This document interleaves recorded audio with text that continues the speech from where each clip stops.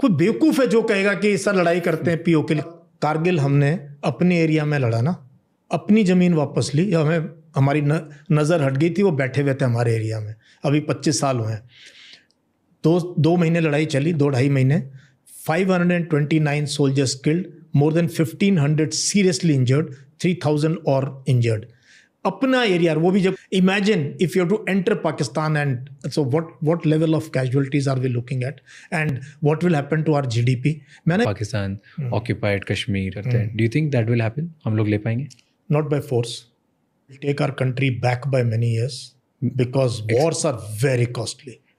Fighting, इतनी गुर्बत है ना राज, 80 करोड़ लोगों को हम 5 किलो अनाज देते हैं, जॉब्स नहीं है हमारे पास।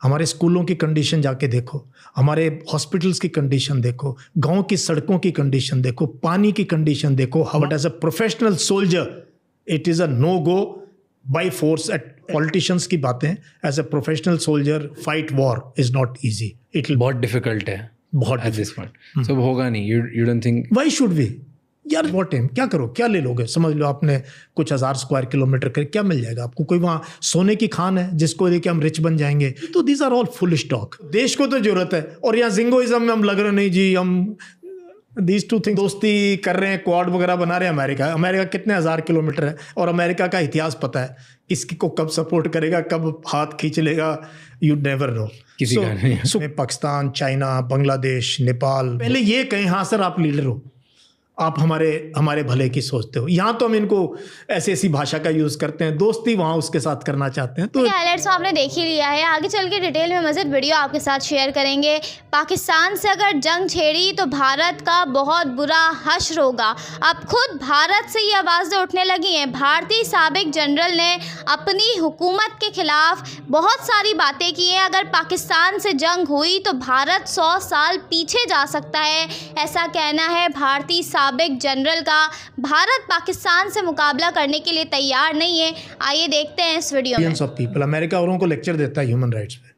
हम खुद अमेरिका जाते हैं और बड़ी अच्छी चीज़ें उस देश की, but I always say they only no one God, that is fire power. बहुत ज़्यादा फायर पावर यूज़ करते हैं भाई वो तो। They whether it is Afghanistan, Iraq और Vietnam, they are ruthless.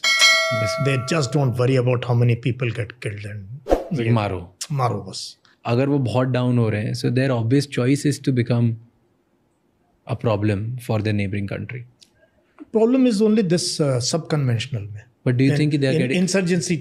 So our current leadership, government, वो कहीं ना कहीं subtly बात करते हैं POK के बारे में, पाकिस्तान occupied कश्मीर and अक्सा चीन की बात करते हैं। Do you think that will happen? हम लोग ले पाएंगे?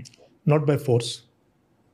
And if we decide to take it by force, it will take our country back by many years because wars are very costly. Fighting a war on the hills today, if you say to take back some area of POK or entire POK, will result into catastrophic losses in humans and capital. पहली बात, कारगिल हमने अपने area में लड़ा ना, अपनी ज़मीन वापस ली, हमें हमारी नज़र हट गई थी, वो बैठे हुए थे हमारे एरिया में। अभी 25 साल हुए हैं। 2 महीने लड़ाई चली, 2-2.5 महीने। 529 soldiers killed, more than 1,500 seriously injured, 3,000 और injured। अपना एरिया, वो भी जबकि यूएस का प्रेशर आ गया एंड वहाँ का पता लग गया कि पाकिस्तान आर्मी इन्वॉल्व है, they got expose, so if the war petered off in the end. Imagine if you have to enter Pakistan, and so what level of casualties are we looking at and what will happen to our GDP? मैंने बार बार ये बात कहता हूँ, मेरे अब उस पर देखना मेरे टाइमलाइन पे, जिस देश में इतनी गुर्बत है ना राज, 80 करोड़ लोगों को हम 5 किलो अनाज देते हैं, जॉब्स नहीं है हमारे पास। हमारे स्कूलों की कंडीशन जाके देखो, हमारे हॉस्पिटल्स की कंडीशन देखो, गांव की सड़कों की कंडीशन देखो, पानी की कंडीशन देखो, हवा। We are a water stressed country यार, पानी की सोच ले भाई। We have only 4% of fresh water and population देखो दुनिया की कितनी। तो ये वॉर मॉन्गरिंग, POK, सब politicians can do it for votes, but as a professional soldier it is a no go by force at least now और in the near future. बाद में कुछ होता है तो सर्कमस्टांसेस चेंज, अपने आप आ जाए अलग बात है। वो भी ऐसा कुछ नहीं है कि जी आप बहुत वो मधुर वाणी से बात करते हो तो लोग गले लगेंगे, आपके आएंगे। I have seen this across. So we are not really making such friends कि people will come to you and this. So ये सब politicians की बातें. As a professional soldier in those hills, in those mountains to fight war is not easy. It will catastrophic. बहुत difficult है बहुत at this point. So होगा नहीं. You don't think? Why should we? यार तुम सोचो ना, तुम्हारे पास इतना करने को है यार. कोई बेवकूफ है जो कहेगा कि सर लड़ाई करते हैं पीओ के लिए. फिर with what am? With what am? क्या करो, क्या ले लोगे? समझ लो आपने कुछ 1000 स्क्वायर किलोमीटर कर, क्या मिल जाएगा आपको? कोई वहाँ सोने की खान है जिसको लेके हम रिच बन जाएंगे? या सर डायमंड्स की 4 महीने में बताऊँ इतने डायमंड निकलेंगे कि हमारी जीडीपी? तो these are all foolish talk, small talk. Foolish politicians can do it. Professional soldiers should never encourage this is zingoism. और मैं बहुत खुल के बोलता हूँ इन चीज़ों पे. किस लिए यार हमने. And what do you think about China? जो चाइना लद्दाख में कर रहा था कि they were coming on our land, बहुत सारा लैंड अपना लेते हुए जा रहे थे. Why do they do? See, उसके पीछे बहुत रीजंस हैं कि भाई लद्दाख में this skirmishes happened and then we lost 1 CO and 19 other ranks. And we should have been able to see this thing coming through. We were again जैसे कारगिल में surprise हुए, यहाँ पर भी we were surprised. तो ये क्यों नहीं पूछते आप कि सर ये हम सरप्राइज क्यों होते हैं बार बार? क्यों होते हैं surprise? I think somewhere we were unable to read China. We were unable to see their intentions. And I think military to military we should have resolved this problem when it was, धीरे धीरे problem बढ़ती रहती है ना neighbours के बीच, एक दिन में नहीं होती है. So somewhere now things are looking up. अब तो एक्सटर्नल अफेयर्स मिनिस्टर भी कह रहे हैं कि ये 75% रिजॉल्व हो गया है. अच्छी बातें कर रहे हैं हम भी, क्योंकि अगली ब्रिक्स मीट में शायद दोबारा से प्राइम मिनिस्टर और शी जिनपिंग मिलेंगे. और ट्रेड देखो ना क्या हो रहा है. हमारा सर्वे कह रहा है कि चाइना के साथ तो सर वीज़ा भी दे दो, उनके FDI भी ले लो. तो देश को तो जरूरत है. और यहाँ जिंगोइज्म में हम लग रहे नहीं जी, हम these two things can't go together. So if you do progress, देखो चाइना इज आवर नेबर और ये रहेगा, है ना. हम दोस्ती कर रहे हैं, क्वाड वगैरह बना रहे हैं. अमेरिका कितने 1000 किलोमीटर है और अमेरिका का इतिहास पता है, किसकी को कब सपोर्ट करेगा, कब हाथ खींच लेगा, you never know. So neighbours के साथ ज़िंदगी में भी रिश्ते अच्छे बनाने चाहिए और नेबरिंग कंट्रीज़ के साथ भी मिलजुल के काम करना. मैं हमेशा ये एडवाइस करता हूँ. और हमें पाकिस्तान, चाइना, बांग्लादेश, नेपाल, भूटान, म्यांमार, श्रीलंका, मालदीव्स, ये हमारा सर्कल ऑफ इन्फ्लुएंस है. पहले ये कहें हाँ सर आप लीडर हो, आप हमारे भले की सोचते हो. यहाँ तो हम इनको ऐसी भाषा का यूज़ करते हैं, दोस्ती वहाँ उसके साथ करना चाहते हैं, तो इट डजंट. एंड पैसा वहाँ पर है ना, क्योंकि पैसा वहाँ पर है ना, क्योंकि पैसा है, टेक्नोलॉजी है. We need technology. Money, like soft power, hard power दोनों वहीं से आ रहा है. दोनों वहीं, इसीलिए हमें दोस्ती चाहिए. बट सॉफ्ट पावर तो हमारी भी जबरदस्त है. हमारी दंगल ने चाइना में सारे रिकॉर्ड तोड़ दिए. तो we should be sending our movies to China and वहाँ पे ये इंडिया की सॉफ्ट पावर एक्सपोज करनी चाहिए ना हमें. वी ट्राइड ना, चला नहीं. वी ट्राइड बट वहाँ के फोर्सेज अलाउ नहीं करते ना हमें करने के लिए. Lot of things movies do very well but not that great जितना दूसरी कंट्रीज में करती है. लाइक रशिया एंड US, वहाँ की कंट्रीज एक्सेप्टिंग भी बहुत ज़्यादा है इंडिया को लेके. चाइना में they try to force. China का it's a complicated. Exactly, it's very complicated. Some parts is वो बहुत welcoming इंडिया से, they want to increase trade. वो बहुत आगे very welcome, आगे बढ़ के धंधा करना चाहते हैं. वो लेना भी चाहते हैं, देना भी चाहते हैं. बिजनेसमैन को फट वीजा मिल जाएगा. शॉप एस्टेब्लिश भी कर लो, वहाँ को सामान खरीद लो. Everything is and trade is at all time high.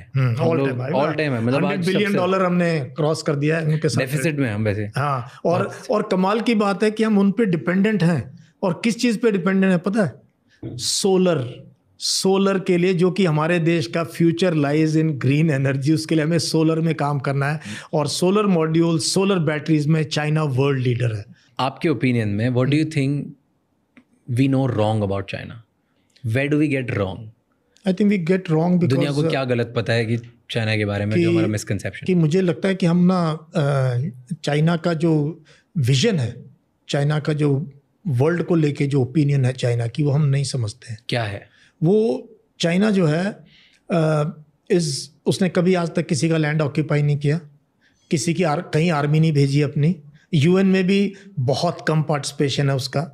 और किसी को अदर देन उसका जो एरिया है South China Sea, Taiwan, doesn't go and threaten Australia और न्यूजीलैंड और किसी को करता नहीं है. चाइना को सिर्फ अपनी trade, because it has become the manufacturing hub of the world. इसको बस वो ट्रेड रेस्ट्रिक्शंस नहीं चाहिए. It wants to build dependencies of Africa में, एशिया में, सेंट्रल एशिया में, through their belt and road initiative. क्या क्या वो कहाँ क्या कर रहे हैं. ठीक है, 50-60% प्रोजेक्ट शायद फेल भी हो रहे हैं, बट स्टिल इतने बड़े लेवल पे ह्यूमन हिस्ट्री में कभी काम नहीं हुआ जो ये कर रहा है चाइना. जैसे कि आपने पर आज की एक बड़ी बड़ी खबर ये है कि हिंदुस्तान तो प्लेन अभी तक बना नहीं पाया तेजस. अमेरिका इंजन नहीं दे रहा, क्या करा जाए. लेकिन सब पाकिस्तान J-17 बनाता है अब लेकिन उसे ईरान खरीदने जा रहा है साहब. अब ये तो बड़ी हलचल वाली बात हो गई है कि फ्रेंड्स, डिफेंस अपडेट्स में ईरान की JF-17 थंडर ब्लॉक 3 एक्विजिशन के बारे में गैर मुल्की वेबसाइट पाकिस्तान को JF-17 थंडर का एक और गाहक मिल गया है. जी हाँ, ये खबर है जो कि ईरान से निकल कर आई है कि ईरान दिलचस्पी रखता है वो JF-17 थंडर के ब्लॉक 3 को ख़रीदने के लिए. और ब्लॉक 3 आपको पता है 5th जनरेशन का त्यारा है जो पाकिस्तान में तैयार किया जा रहा है पाकिस्तान. और ये खबर इसराइल के लिए बड़ी ख़तरनाक है. इस वक्त इसराइल इस डील को बहुत गौर से और बहुत ध्यान से देख रहा है और उसका ख्याल ये है कि उसके ख़िलाफ़ डील है. सही भी है. पाकिस्तान की तो समझो भाई ईद बन गई साहब. इंडिया को भी दिक्कत आ रही है. इंडिया के पास स्पेयर पार्ट्स नहीं आ रहे हैं भी बहुत सारी चीजों के. News is making waves on social media. Despite acquiring the advanced Su-35 fighter jets, Iran remains interested in Pakistan's JF-17 Block 3. खबरों का एक सिलसिला चल निकला है. ईरान पाकिस्तान से JF-17 ब्लॉक 3 तैयारों के हसूल के लिए पुरअज़म दिखाई दे रहा है. पाकिस्तान के दिफाई पैदावारी इदारों की मेहनत का मुंह बोलता सबूत है जिसकी पाकिस्तान की तरफ आंखें उठा के देख रही है. पाकिस्तान की तो ईद भी होगी और दिवाली भी होगी, दोनों ही हो गए देखा जाए तो. क्योंकि पाकिस्तान एयरक्राफ्ट बेचे, फाइटर एयरक्राफ्ट बेचे तो दुनिया को हैरानी होती है. हिंदुस्तान का तेजस तो बिक नहीं रहा. इसलिए नहीं बिक रहा कि हमारे पास इंजन ही नहीं है, हमारे अपने पास के लिए नहीं है, हम दूसरों को क्या देंगे. आपने देखा इस वीडियो में. अगर आप भारतीय मीडिया का रिएक्शन देखना और सुनना पसंद करते हैं पाकिस्तान पॉलिटिक्स और पाकिस्तान के हवाले से, तो इस चैनल को लाजमी सब्सक्राइब कर लें, बेल आइकन पे क्लिक कर लें ताकि जैसे ही कोई नई वीडियो आए आपके पास फौरन नोटिफिकेशन आ सके और आप वीडियो देख सकें. इसके अलावा आप हमें फेसबुक और टिकटॉक पर भी फॉलो कर सकते हैं. लिंक आपको डिस्क्रिप्शन में मिल जाएगा. अगली वीडियो में मुलाकात होगी, तब तक के लिए